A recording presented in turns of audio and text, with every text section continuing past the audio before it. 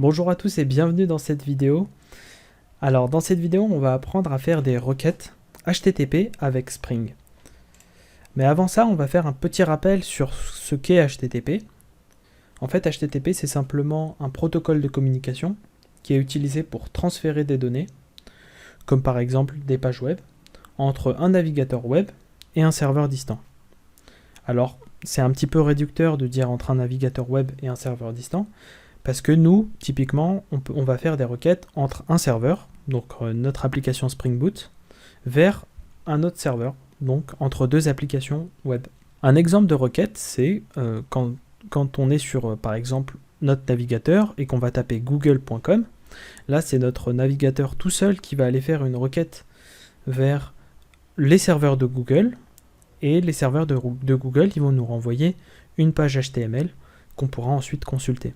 Alors, information importante, les requêtes HTTP ne sont pas là uniquement pour récupérer des données HTML. On peut avoir plusieurs types de données qui vont transiter.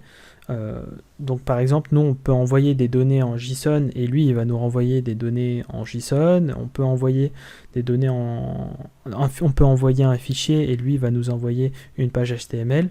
On peut avoir voilà tout plein de données qui vont transiter et pas uniquement des données HTML. Alors une requête HTTP elle est constituée de plusieurs éléments. Le premier élément c'est une méthode.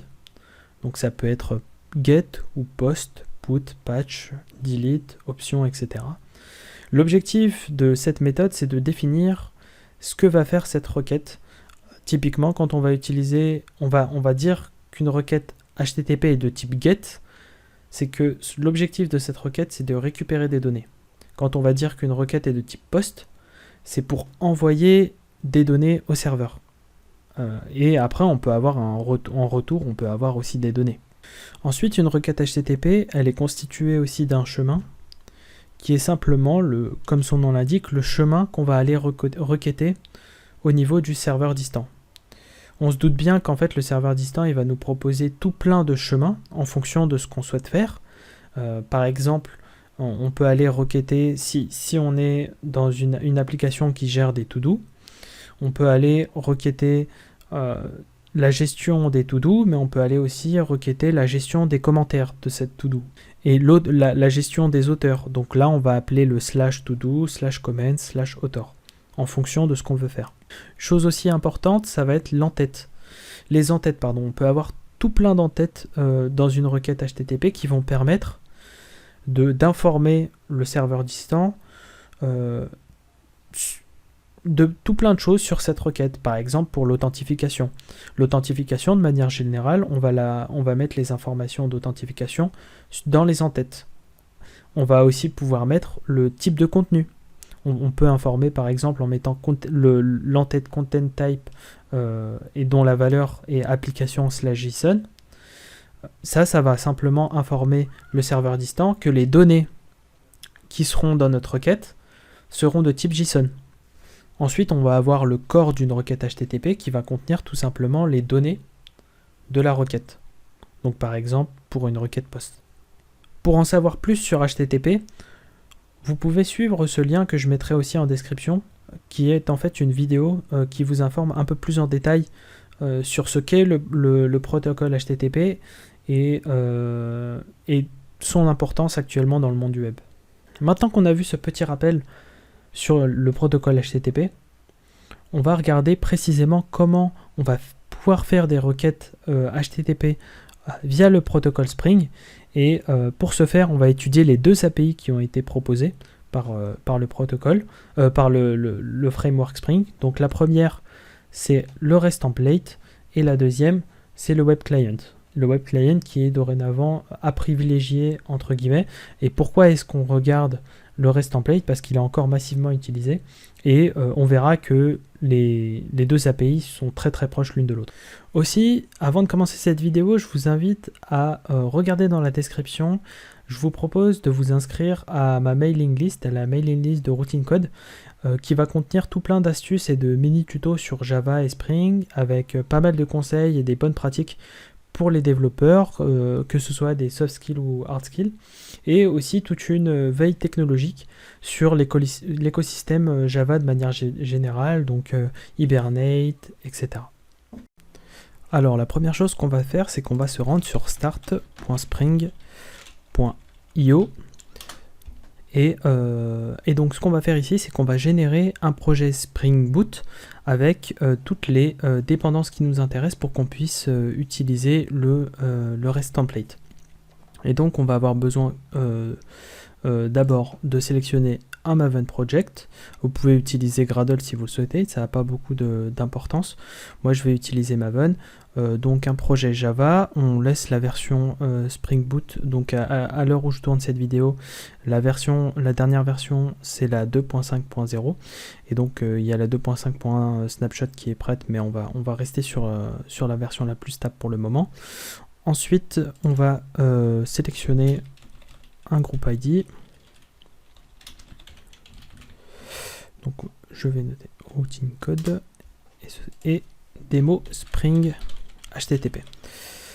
Donc on va laisser la description, ça n'a pas beaucoup d'importance. Le package on va laisser sur jar, et la version je vais sélectionner la 11, mais on peut, si vous avez la 8 d'installer, vous avez Java 8, ça marchera très bien. Il faudra simplement au minimum utiliser la version 8 pour ce tutoriel. Au niveau des dépendances, on va simplement utiliser Spring Web, c'est la seule chose qu'on utilisera pour le moment, et quand on travaillera sur le web client, on aura aussi besoin de Spring Reactive Web, mais on l'ajoutera manuellement. Et on clique sur Generate. Donc là, il nous a téléchargé un zip, donc moi je vais l'ouvrir et je vais le déplacer dans un dossier, donc sur le bureau par exemple. On va créer un nouveau dossier, tuto Spring HTTP par exemple, et je vais mettre à l'intérieur. Voilà, donc j'ai mis le zip à l'intérieur. Maintenant ce qu'on va faire, c'est que moi je vais utiliser IntelliJ pour ouvrir ce projet. D'ailleurs il faut le dézipper, hop, voilà, c'est fait. Maintenant, on va ouvrir le projet. Moi, je vais utiliser IntelliJ, mais vous pouvez utiliser n'importe quelle IDE. C'est bon, il a fini par m'ouvrir le projet. Alors, ce qu'on va faire, c'est qu'on va aller directement dans le pom.xml. Et on voit ici qu'on a une seule dépendance, mis à part la dépendance de test. Et cette dépendance, c'est Spring Boot Starter Web. Donc, c'est bien ce qu'on a sélectionné dans le créateur de fichiers de projet Spring. Et donc si on contrôle-clic pour voir ce que définit ce Spring Boot Starter Web, cette dépendance-là, on voit qu'on a tout plein de dépendances à l'intérieur, et celle qui nous intéresse dans le cas du REST template, c'est Spring Web. Et donc c'est cette dépendance-là qui va embarquer le REST template. Alors, première chose qu'on va faire, c'est que on va travailler uniquement sur cette méthode main. On va pas créer d'autres classes pour l'instant, et on va pouvoir faire nos tests depuis directement cette classe main. Dans ce tutoriel, on va utiliser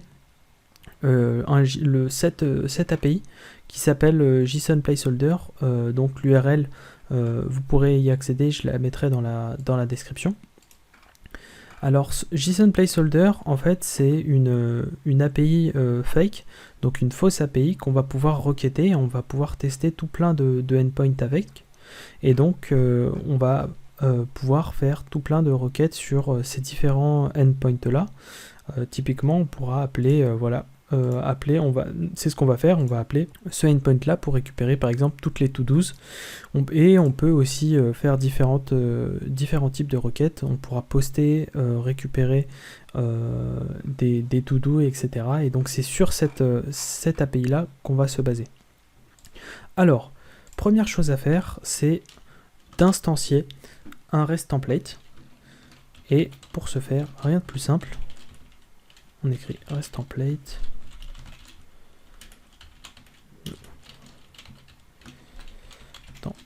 hop, on utilise le constructeur vide, on importe la librairie.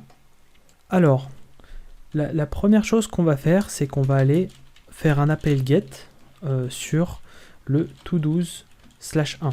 Donc on va faire cet appel là, hop, to12/1, pour récupérer le to-do d'id est égal à 1.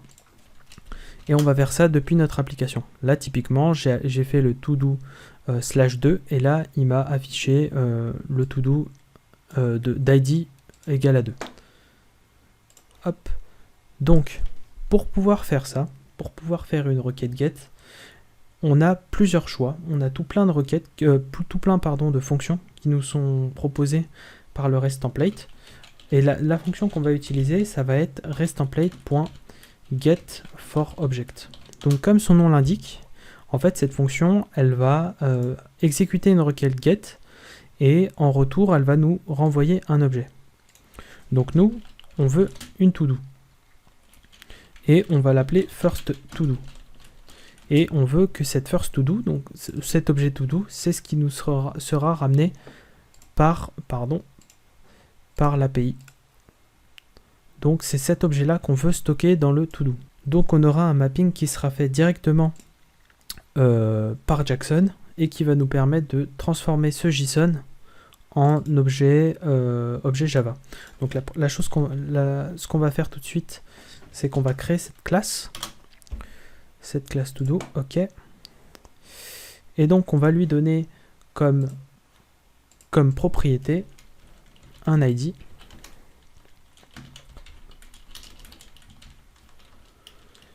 On va lui donner aussi un titre.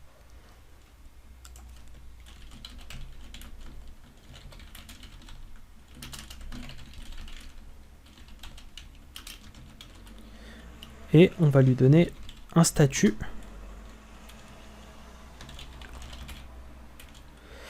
qui sera completed. Hop. Et finalement, on va pouvoir lui donner un user ID qui sera aussi un long. Et donc on remarque qu'en fait toutes ces propriétés là, c'est simplement les propriétés qui sont ramenées par notre API. Donc le user ID, l'ID, le title et le completed, avec les bons typages des variables. Et donc on va ajouter des getters et des setters. Et on va aussi ajouter un constructeur vide.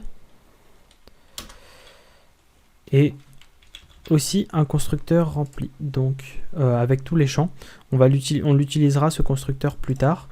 Et donc je disais aussi le constructeur vide. Hop.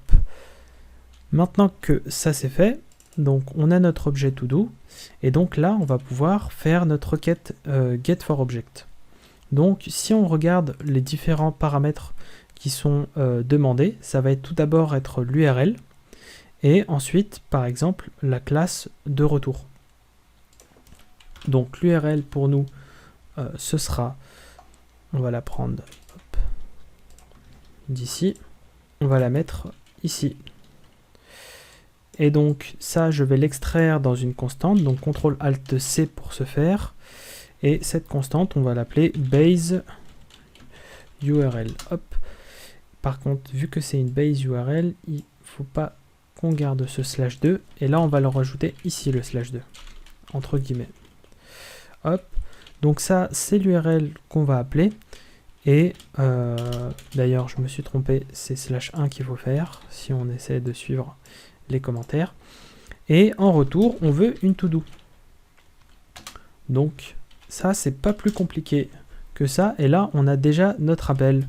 Et une chose qu'on va aussi faire pour pouvoir tester tout ce qu'on a fait, c'est d'ajouter aussi une méthode toString. Comme ça, quand on va pouvoir faire des system-out.println et afficher directement toutes les propriétés, ça nous facilitera la vie. Hop. Donc, on ajoute une méthode toString ici. Donc ici, on peut simplement faire system-out.println first to-do. Et donc là, si on lance, Et on le voit bien ici. Donc on a bien fait notre appel, tout s'est bien passé. Alors maintenant que ça c'est fait, on va utiliser une autre fonction qui est proposée par le RESTemplate, qui est très utile, et qui s'appelle getForObject. Donc cette fois, on va faire un get sur /to12/2, et on va utiliser cette nouvelle fonction qui s'appelle getForEntity.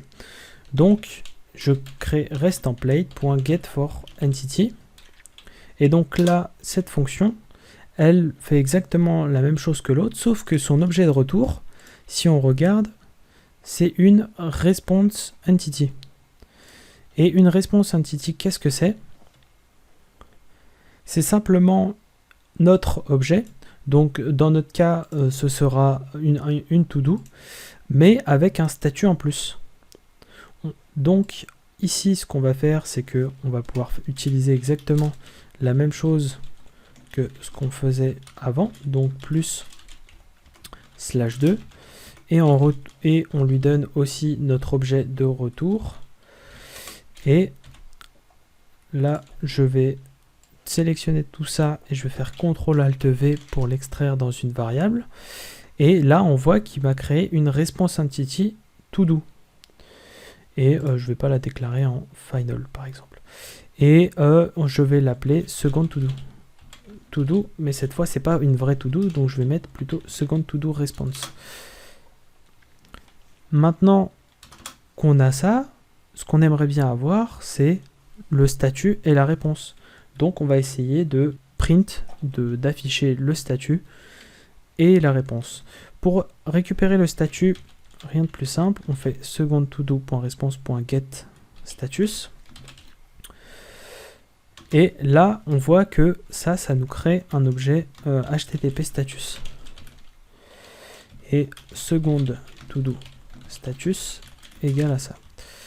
Et HTTP status, il a déjà une méthode toString qui est affichée, qui est implémentée.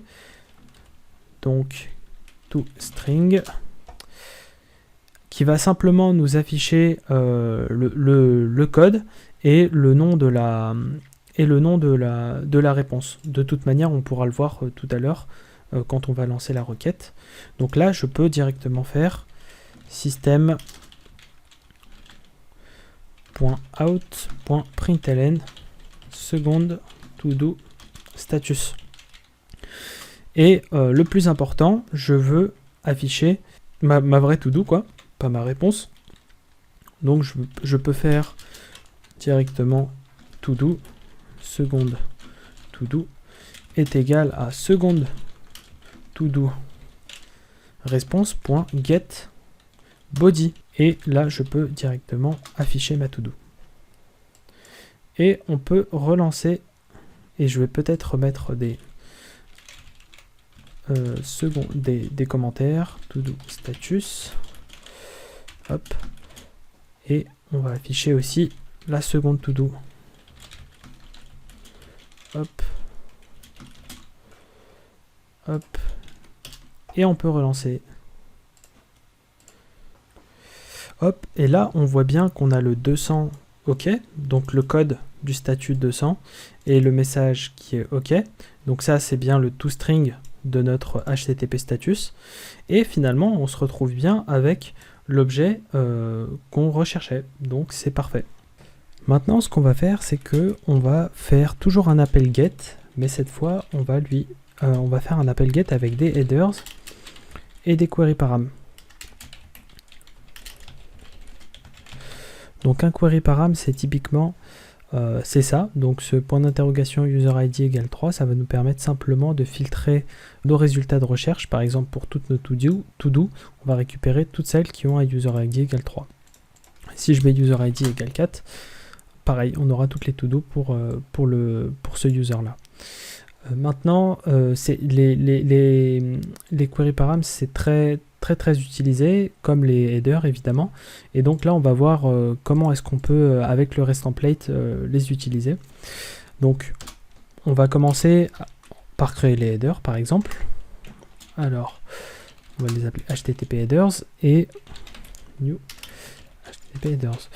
Donc les HTTP headers, cette classe qui est proposée par Spring toujours, c'est simplement une map qui va nous permettre, c'est une map de string qui va nous permettre simplement d'avoir tout plein de constantes, et ça va nous permettre du coup d'éviter de se tromper.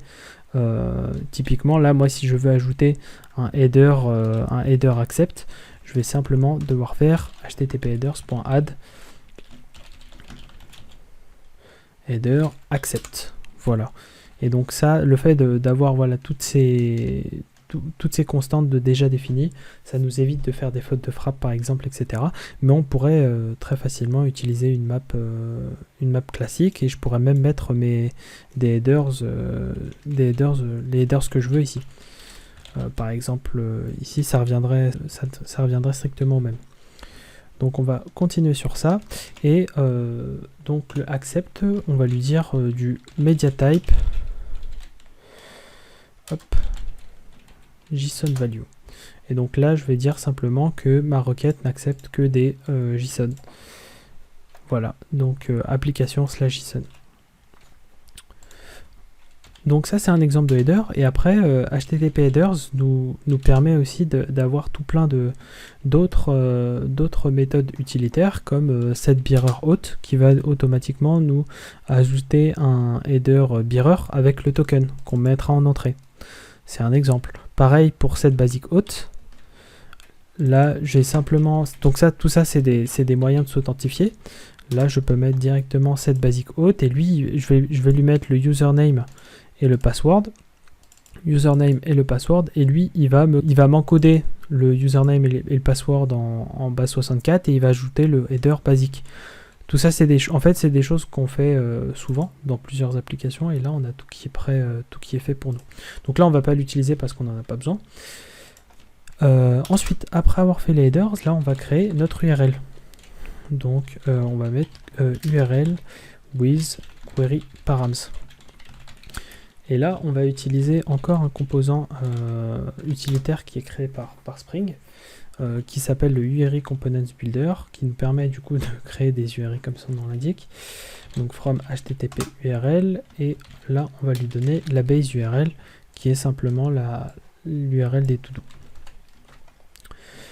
Ensuite, quand on a ajouté les HTTP URL, on a notre URL de base. Ensuite, on va lui ajouter un query param.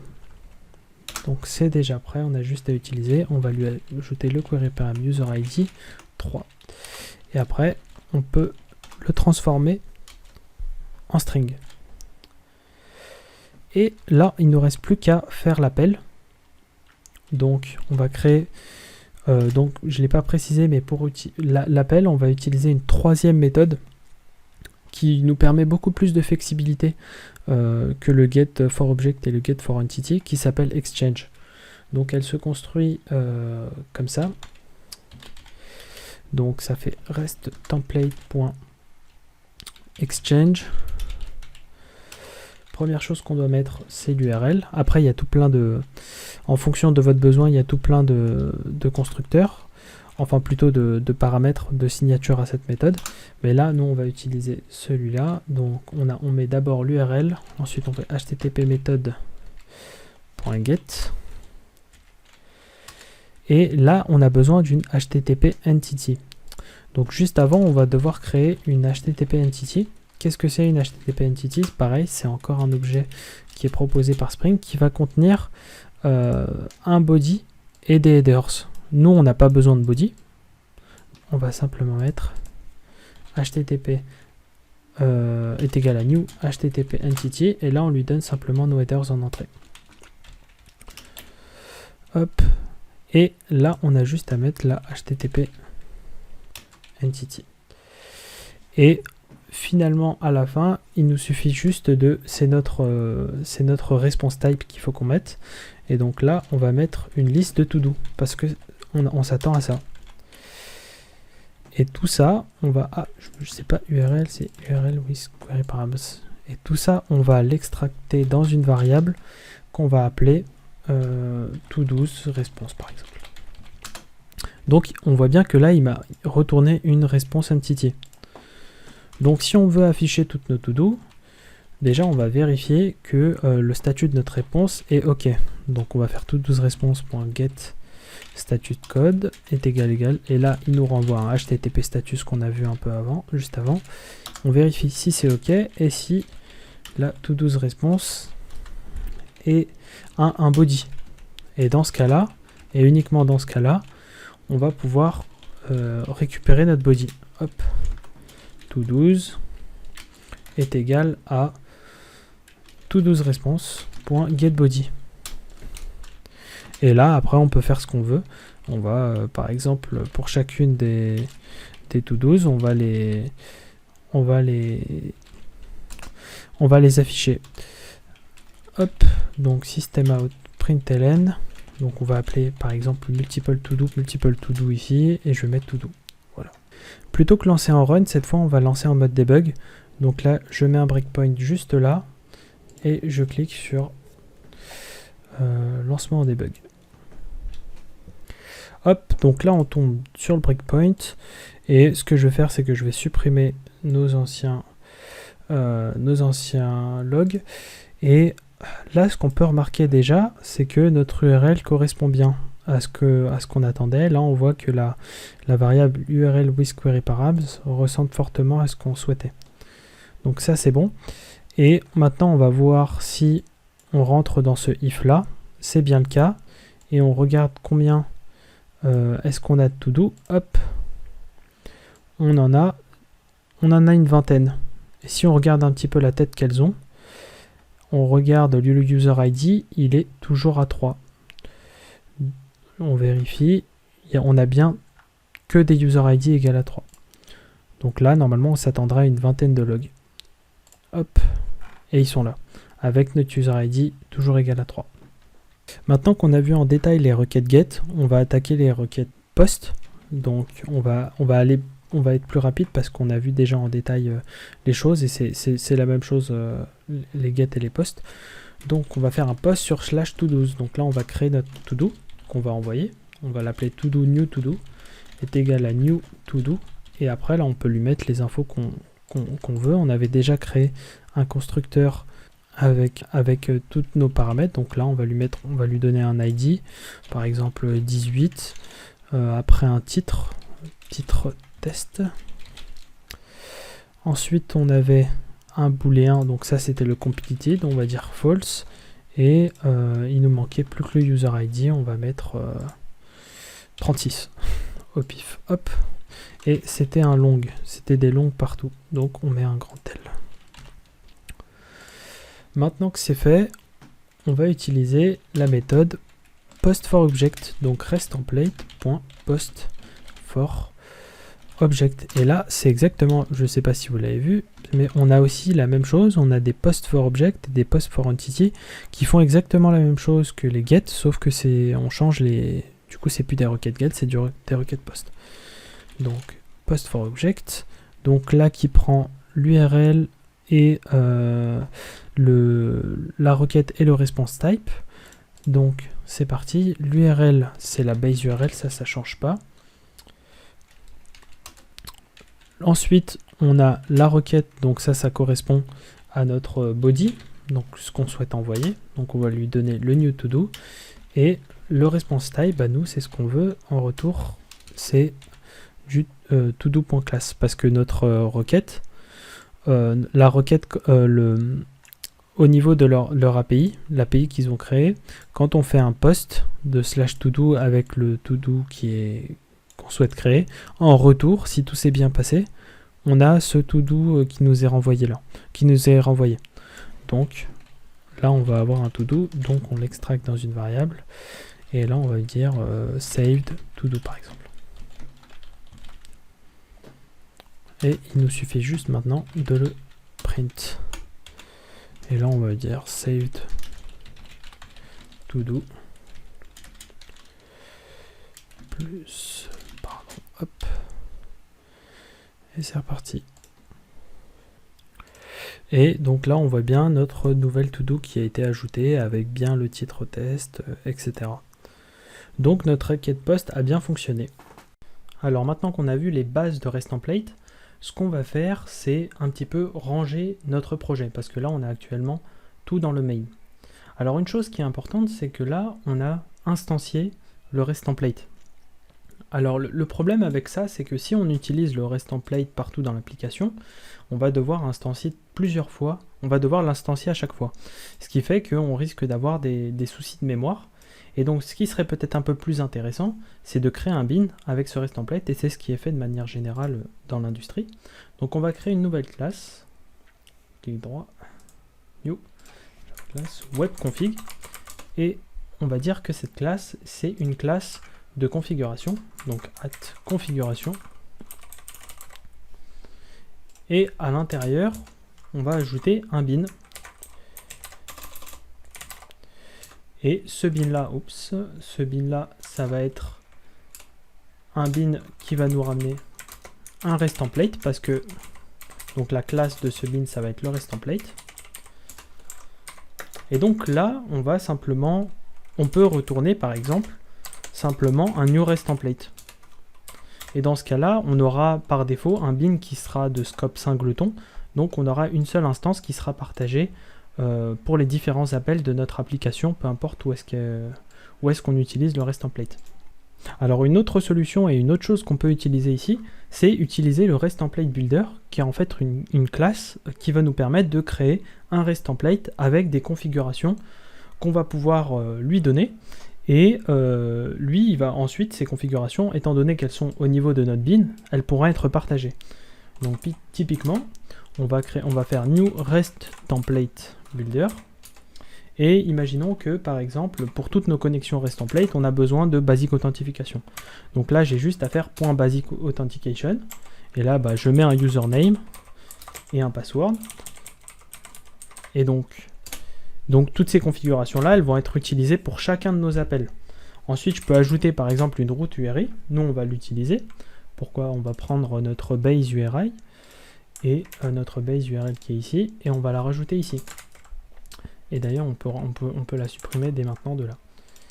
Et là, on va directement ajouter base underscore URL. Et cette URL, par exemple, quand on regarde dans la documentation, on nous dit que cette URL elle va être utilisée à chaque fois qu'on a une route qui est configurée dans notre REST template qui commence par un slash. Et donc, à chaque fois qu'on aura ça, c'est la base URL qui va être mise avant. Ensuite, juste après, on peut ajouter un default header. Donc là, je fais .default header, et qui est donc une propriété du builder, et dans laquelle on peut lui ajouter par exemple le HTTP headers accept, et par exemple le media type JSON, application JSON value. Et donc ça va être appliqué partout. Un autre paramètre qu'on peut ajouter, par exemple, ce serait un intercepteur. Et donc là, c'est une configuration qui va nous permettre d'ajouter une fonction qui va être exécutée juste avant que la requête soit faite. Ensuite, nous, dans cette fonction, on va pouvoir exécuter la requête et récupérer la réponse. Donc ça peut être intéressant, par exemple, pour afficher des logs. Là, typiquement, ce que je peux faire, c'est afficher l'URL de requête juste avant qu'elle se lance, et ensuite exécuter la requête et afficher le status code de la réponse. Comme ça, à chaque fois dans notre application, à chaque fois qu'on fera une requête via REST template, on aura ces informations-là, c'est-à-dire quel endpoint on a appelé et quel était le status code de la réponse. Donc pour ce faire, on a simplement ajouté un point interceptors, et qu'est-ce qu'on regarde? On voit à l'intérieur que il attend un HTTP client request interceptor. Donc je mets new client request interceptor, et on voit qu'à l'intérieur, c'est simplement on va avoir du coup une fonction intercept à implémenter. Avec en entrée, on aura HTTP request, donc c'est notre requête, le body de cette requête, et un moyen d'exécuter cette requête. Si on regarde ce qu'il y a dans le HTTP client request execution, c'est simplement une interface fonctionnelle avec une méthode execute. Et c'est ce qu'on va utiliser pour faire notre requête. Donc, par exemple, je vais créer un logger. Donc,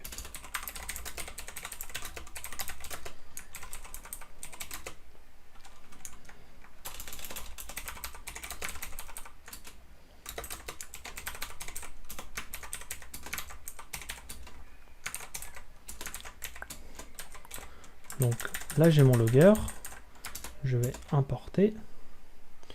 Ensuite on va dire que par exemple dans ma requête je veux récupérer et afficher l'URI. Donc ce qu'on peut faire c'est, première chose c'est logger.warn par exemple, ou debug on va dire, et request URI, et on va lui ajouter ici request.getURI. Pardon. Donc là, il va m'afficher la request URI. Ensuite, on va exécuter la requête. Donc on va faire donc execution.execute de notre request, et qui attend aussi le body, pardon, hop. Et donc tout ça, on va le mettre dans une variable, CTRL-ALT-V, donc qui va être, qu'on va appeler response. Et juste après l'exécution de cette requête, on va par exemple afficher hop, le response.getStatusCode. Et là, on peut ajouter un petit log response status code, et donc on pourra afficher d'autres choses, on pourra afficher le body de la réponse, etc. Status code, et voilà, et par contre on doit retourner la réponse return, parce qu'ensuite cette réponse elle va être manipulée par cet objet, et donc là on a fini. Donc là ce qu'on peut faire avec ça, c'est qu'on va le transformer en lambda expression pour faire un petit peu plus propre. Donc on a pareil, request, body et exécution. Et finalement, après avoir fait toutes ces configurations qui vont être utilisées dans toute l'application, on fait un point build. Et à partir de là, ce point build là, il va nous retourner notre REST template avec toutes ces configurations là. Et donc là, on voit bien la puissance en fait d'utiliser un bin, c'est que du coup, on va pouvoir utiliser ces configurations un peu partout dans l'application et en instanciant qu'une seule fois le REST template. Alors maintenant, du coup, on va faire un petit peu de ménage. Ce qu'on va faire peut-être en premier, c'est de créer un nouveau service pour pouvoir utiliser notre bin. Donc on va l'appeler REST template demo service. Donc étant donné que c'est un service, on va lui faire @service. Et on va injecter le REST template, private REST template, et ensuite on va lui rajouter toutes nos méthodes, on va les déplacer et on va les mettre dans ce service là. CTRL-ALT-M pour créer une méthode, et cette méthode on va l'appeler get with REST template par exemple, get for object. Voilà, ensuite cette méthode elle est là, on la prend et on la met dans le démo service, dans le REST template démo service. Je vais essayer de dézoomer un petit peu, on n'a pas besoin qu'elle soit en statique. La base URL, on n'en a plus besoin, parce que du coup, on l'a utilisé, on l'a ajouté directement au niveau de notre bin, et par contre, on n'a plus besoin de prendre ça en entrée. Et on peut faire la même chose pour les autres, et par contre, on va la mettre en public pour pouvoir l'utiliser, et on va faire la même chose pour les autres méthodes. Voilà, donc je vous ai épargné cette petite phase de refactoring. Donc là, ce que j'ai fait, c'est simplement récupérer toutes les méthodes qui étaient dans notre main, et je les ai mises à l'intérieur de notre service qu'on vient de créer. Donc j'ai pas changé grand chose, si ce n'est les URL qui sont maintenant qui sont plus avec le HTTP, mais qui sont plutôt relatives maintenant. Donc on rajoute simplement le slash, parce que on a ajouté dans notre configuration du REST template la base URL. Maintenant que tout ça c'est fait, on va pouvoir tester si par exemple nos configurations ont bien été faites, donc notre base URL fonctionne bien, et si notre intercepteur par exemple marche bien. Donc pour pouvoir utiliser ce service là, on va se rendre dans notre méthode main, et on va devoir créer un application context, et hop, est égal à, donc là on récupère le contexte Spring, et depuis ce contexte là on peut aller récupérer notre bin, et donc notre bin qui s'appelle REST template demo service.class. Hop. Donc maintenant que c'est fait, ça on va le prendre et on va le mettre dans une variable. Et on va pouvoir appeler par exemple la fonction post with post for object, qui est simplement la requête post qu'on a faite tout à l'heure. Et dès qu'on a fait ça, par contre, il y a une petite modification qu'il faut faire pour afficher les logs sans trifouiller les paramètres. C'est de, plutôt que les mettre en warn, en debug, les mettre en warn, comme ça c'est automatiquement affiché dans notre console, contrairement au debug. Donc maintenant qu'on a fait toutes ces petites modifications, on peut relancer. Hop, donc c'est reparti. Et donc là, on voit bien que en warn, on a bien notre request URI avec l'URL qu'on a appelé. Ensuite, on a le status code, donc 201 created, donc c'est le status code de la réponse, donc c'est bien ce qu'on voulait ici. Et quand on a terminé cette fonction, on a bien sauvegardé la to-do, parce que là, c'est notre log qui se retrouve ici. Donc, on a bien sauvegardé la to-do, on a bien fait notre post. Donc, ça en est fini pour cette première partie de vidéo. Donc, dans cette partie, on a vu vraiment en profondeur ce qu'est le REST template. Alors, en profondeur, ça reste subjectif parce que on a vu en fait les choses qui sont les plus importantes, mais il reste beaucoup de méthodes qui sont plutôt au cas par cas. Nous, on a fait les cas qui sont les plus classiques entre guillemets et dont la plupart des gens ont besoin. Maintenant, ce qui est important de savoir, c'est que depuis Spring 5, si on regarde dans la documentation du REST template, c'est qu'on voit que depuis Spring 5, le REST template est en maintenance mode. C'est-à-dire qu'il va pas y avoir d'évolution sur cette API-là, mais plutôt que des petites modifications et de la correction de bugs. Et donc, Spring nous invite à utiliser plutôt Web Client. Et donc, c'est ce qu'on va faire dans cette deuxième partie de vidéo, et on va voir que c'est assez similaire à ce que propose REST template, du moins dans les usages classiques, mais on a toute une partie asynchrone et de streaming qui est disponible, et donc on va regarder un petit peu à quoi ça ressemble. Alors, la chose qu'il faut qu'on fasse tout d'abord pour pouvoir utiliser Web Client, c'est qu'on a besoin d'une nouvelle librairie. Donc on va aller dans notre pom.xml. Donc on a besoin d'une nouvelle dépendance, pom.xml. Et cette dépendance-là, donc on a simplement à coller la dépendance string splatter web, parce que c'est presque la même chose, c'est webflux. Et donc, dès qu'on l'a, on laisse IntelliJ faire son truc pour nous l'importer dans le projet. Et dès que ce sera fait, on va pouvoir directement utiliser le web client. Donc maintenant qu'il a terminé d'ajouter les librairies au projet, ce qu'on va faire, c'est qu'on va créer un nouveau service qui va s'appeler Web Client Demo Service. Et donc dans ce service, on va essayer de faire exactement la même chose que ce qu'on a fait avec le REST template. Et par exemple, on va essayer de faire le get with get for object. Alors, c'est parti. Donc, on va créer une méthode, par exemple, on va appeler get synchronous call. On verra pourquoi après. Et on va la mettre en public, void, et on va d'ailleurs ajouter le add service ici, comme ça ce sera fait. Et donc là, la première chose qu'on doit faire, c'est créer l'instance de web client. Donc il y a plusieurs moyens pour faire ça. Le premier, ça va être simplement par exemple de faire web client est égal à webclient.create. Et donc vous l'avez peut-être vu aussi, mais on peut faire webclient.create et en mettant en paramètre une base URL.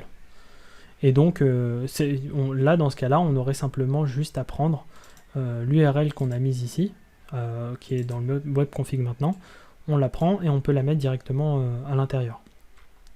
Et on a aussi un autre moyen, donc c'est pas comme ça qu'on va faire nous, on va utiliser pareil un bin. Donc ce bin là, on va l'auto-wire dès maintenant. Web client, et on va la mettre en private.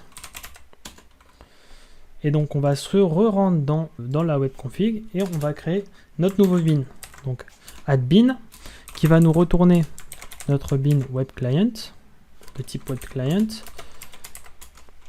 Et donc là on va pouvoir créer notre bin. Donc on va utiliser aussi un builder comme on avait fait juste avant. Donc on peut faire webclient.builder et là on va lui ajouter par exemple un header par défaut. Donc exactement comme ce on faisait tout à l'heure sur le REST template, donc juste au-dessus. D'ailleurs on peut reprendre ça. Hop. Ensuite on peut ajouter dans le même sens, on va essayer de faire cet intercepteur là. Alors on va utiliser, pour faire ça, on a une autre méthode qui s'appelle filter. Et cette méthode filter, elle prend un exchange filter function à l'intérieur. Donc ça va être une lambda comme tout à l'heure.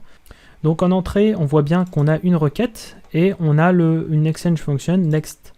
Et donc cette fonction là, ça peut s'apparenter aussi à ce qu'on faisait juste avant avec l'exécution.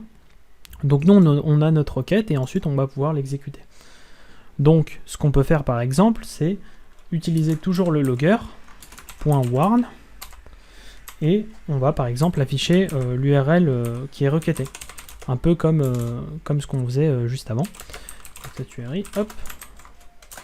Et là, j'ai simplement à ajouter request.url. Et ça, je vais simplement le remplacer par une lambda. Hop. Et ensuite, pardon, on a juste à faire .build. Et on peut aussi ajouter d'ailleurs une base URL avant. Donc, base URL. Voilà, donc là on a tout qui est prêt et on n'a plus qu'à injecter et récupérer notre web client qui est ici. Et donc ça, on n'en a plus besoin parce qu'on l'utilise déjà. Et on peut reprendre notre code juste avant. Donc on reprend ça. Hop. Donc maintenant, ce qu'il nous reste à faire, c'est transformer cette requête en utilisant le web client. Donc première chose, on va commenter cette requête. Ensuite, on va faire web client.get parce que nous, c'est une get requête qu'on veut faire. Ensuite, on fait .uri et là, on a simplement à mettre le /1. Pourquoi? Parce que on a déjà explicité, c'est un peu comme tout à l'heure, c'est la même chose. Là, on a déjà donné notre base URL. Et là, je me rends compte que c'est pas vraiment une base URL qu'on a donnée. Il aurait peut-être fallu mettre ici uniquement ça comme base URL, mais c'est pas grave, on comprend le principe. Ensuite, on peut ajouter un header. Donc, je mets .header, comme tout à l'heure. Et là, je peux lui ajouter un http headers.content-type, par exemple. Donc là, ça va être le content type, malgré qu'on fasse une get request. Hein. Les headers dans cette vidéo, il ne faut pas trop en prendre compte. Les prendre en compte, c'est simplement une démo. Donc mediantype.jsonValue. Ensuite, on va lui dire de récupérer les données. Donc ça passe par la méthode retrieve. Et avant de récupérer les données, il va falloir qu'on les transforme. Donc on va lui dire de transforme-moi les données, le body, en mono. Alors qu'est-ce que mono ? En fait, mono, c'est, on va le voir tout à l'heure, un moyen de faire des requêtes asynchrones parce que ça va faire en sorte que notre résultat va pas être accessible de suite. Ça veut dire qu'on va en fait s'abonner à un publisher. Mono, c'est un publisher. On a un autre type de publisher qui s'appelle flux. Donc on a soit flux, soit mono, qui sont en fait là pour dire que voilà, ta to-do, tu vas pas la récupérer tout de suite, tu vas la récupérer uniquement quand la réponse sera venue. Ça, en fait, on peut le supprimer. Quand la réponse sera arrivée. Donc, on le verra tout à l'heure. En fait, toutes ces lignes-là, elles vont être lancées et on va même arriver à la ligne suivante alors qu'on n'a pas reçu la réponse. Et donc on va le voir tout à l'heure, si c'est pas clair maintenant, ça va être beaucoup plus clair tout à l'heure. Et donc là pour l'instant, moi j'ai pas envie de faire de l'asynchrone, donc là je vais devoir ajouter un point bloc. Et on verra tout à l'heure que si on met pas ce point bloc, la ligne suivante va être lancée alors même que notre requête n'est pas activée. Donc là je vais mettre un todo.class.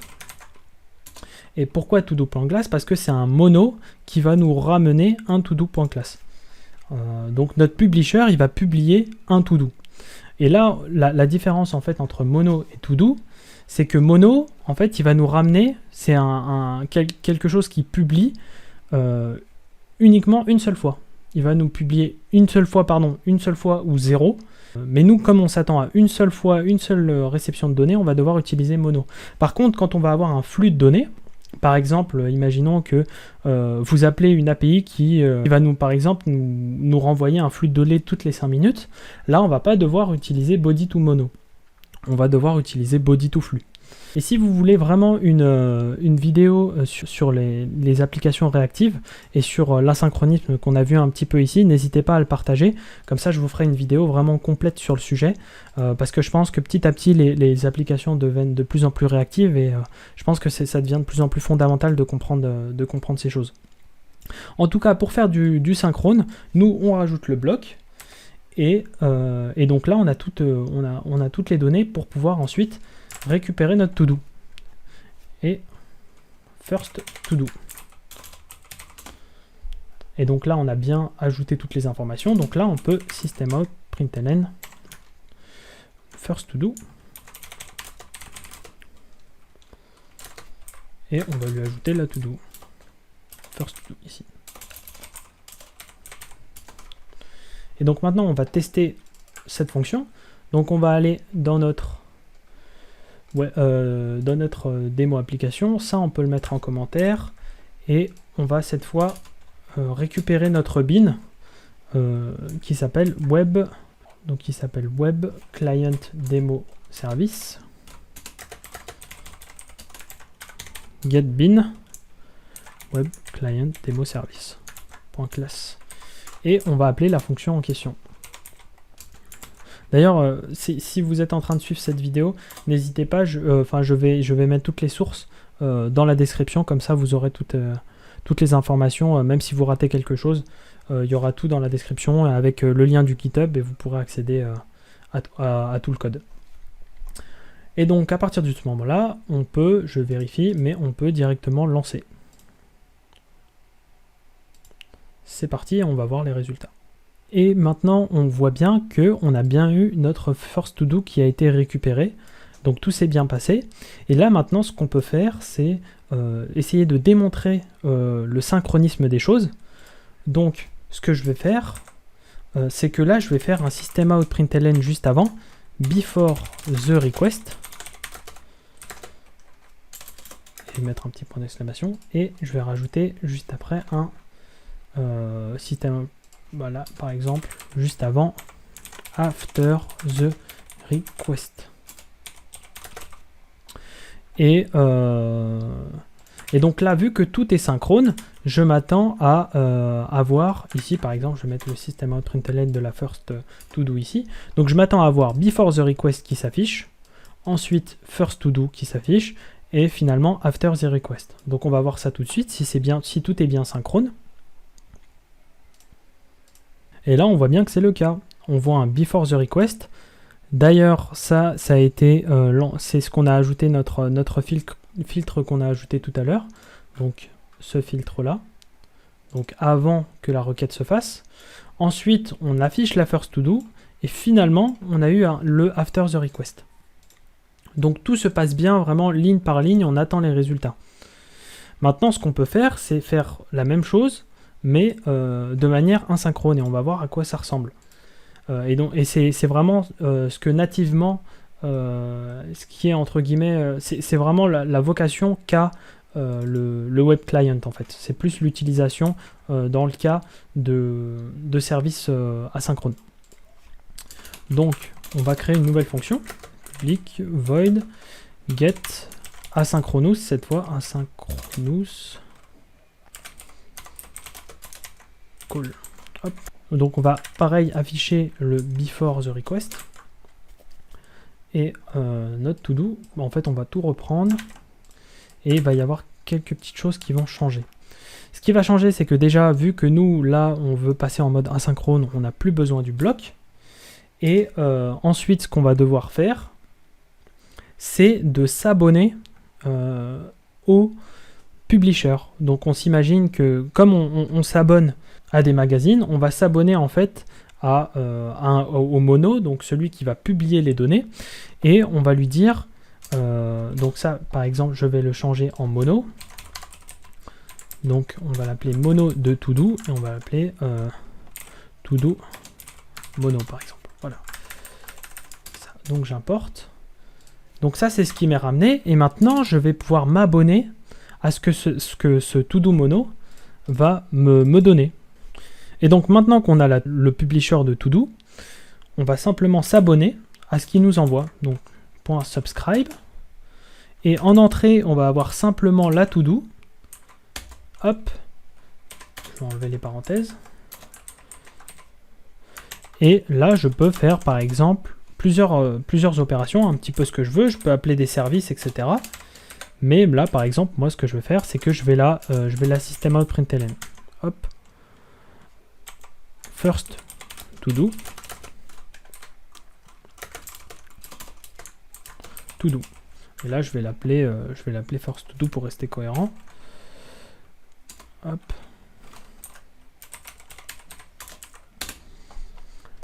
Et voilà. Donc, qu'est-ce qu'on s'attend à avoir finalement dans les logs? D'abord le before the request. Donc, quand cette ligne est terminée, on passe à la suivante. Ensuite, on va lancer ça. Et ça, qu'est-ce que ça va faire? Ça va directement loguer notre warning ici. Donc, dès que ça c'est fait, ensuite, on va passer à la ligne ici, .subscribe. Sauf que lui, il va passer directement, il va pas attendre la réponse, il va passer directement après. Donc il va passer là, donc on va avoir le after the request, et ensuite, on va rentrer dans cette fonction-là.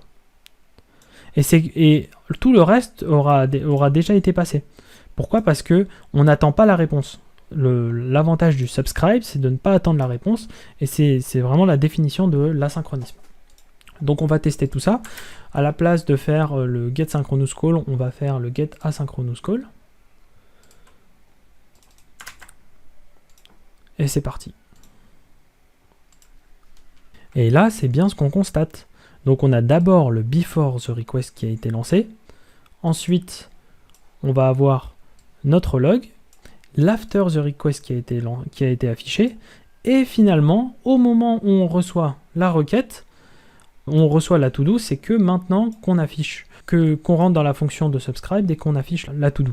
Donc maintenant que ça c'est fait, on va aller peut-être voir un peu plus en profondeur ce que nous propose l'API de Web Client, parce que là on n'a fait que des requêtes get, mais on peut faire en fait la même chose. Si je fais une requête post, void, ça va être très ressemblant par rapport à ce qui est fait par le REST template. Donc je vais faire post synchronous par exemple, request call, on va dire, pour rester cohérent. Alors la première chose qu'on va faire pour notre appel, ça va être de créer la to-do qu'on va poster. Donc on va faire new to-do. Ensuite on va avoir quoi? On va avoir à l'intérieur l'ID, ensuite le titre. Ceci est un titre test. Ensuite, le completed, on va lui mettre true, par exemple. Et le user ID, on va lui mettre 54, par exemple. Et donc, ça, c'était des longues. Hop. Maintenant que ça c'est fait, on va faire la requête. Donc, webclient.post, cette fois. Ça va pas être le get. Et je préfère peut-être mettre ça ici. Et ensuite, on va lui donner les autres paramètres. Donc l'URL, ça va être toujours... on n'a même pas besoin de mettre quelque chose dans l'URL parce qu'en fait, notre URL de post, j'ai pas spécialement bien fait les choses. Elle est directement là.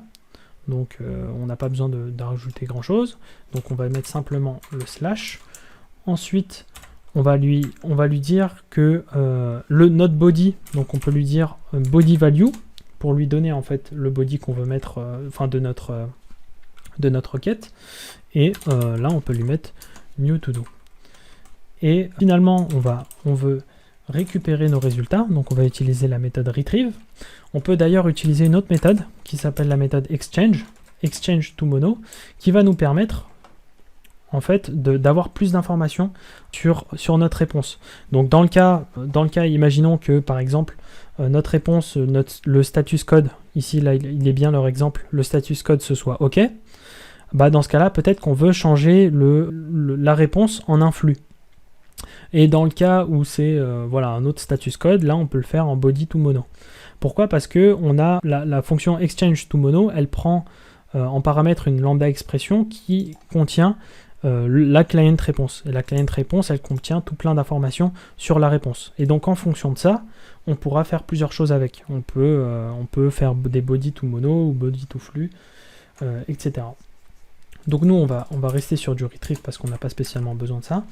Et ensuite, on peut faire, comme tout à l'heure, le body to mono. Mais par contre, ce qu'on peut aussi faire, c'est un toEntity. Et donc là, le toEntity, il va nous permettre, au lieu d'avoir un mono comme ici, d'avoir cette fois une response entity. Donc c'est peut-être ce qu'on va faire ici. toEntity. Et là, je vais lui mettre le todo.class parce que ça, c'est la réponse. La réponse de notre appel, ça va être une todo. En fait, ça va être la même todo. C'est comme ça qu'ils ont fait leur API. Et ça va nous renvoyer, en fait, hop, une mono d'une response entity d'une todo. Donc, là, on va l'appeler, par exemple, on va laisser comme ça, response entity mono. Et ensuite, ce qu'on peut faire, là, on peut la bloquer si on veut quelque chose de synchrone. Et donc là, on va avoir directement en retour notre response entity de todo. Et todo, on va l'appeler todo response. Et donc là, comme tout à l'heure, on peut aller faire, par exemple, afficher la todo response point, je sais pas, get status code par exemple. Mais par contre, on aurait pu, si on veut, afficher un petit peu comme tout à l'heure, simplement utiliser body to mono si on n'a pas besoin d'informations sur la réponse. Pour rappel, la réponse entity, ça va nous donner le status, les headers, etc. Donc ça va être en fonction de ce qu'on veut. Et voilà, et après je peux peut-être afficher le body. Oups. Get body. Et par exemple, je vais faire voilà. Et donc voilà, maintenant, ce qu'on va faire, c'est qu'on va tester tout ça. Donc il me suffit simplement d'aller ici et de changer l'appel. Et c'est reparti. Et donc là, on voit bien notre résultat. Donc on voit bien le status code 201. Et finalement, on voit la to-do qui a été postée. Donc c'est parfait, tout fonctionne bien. Alors un petit exercice pour ceux qui veulent. Essayez de faire exactement la même fonction, mais cette fois de manière asynchrone. Alors on va le faire tout de suite. Alors donc mettez pause à la vidéo si vous souhaitez le faire. Là moi je vais donner la réponse.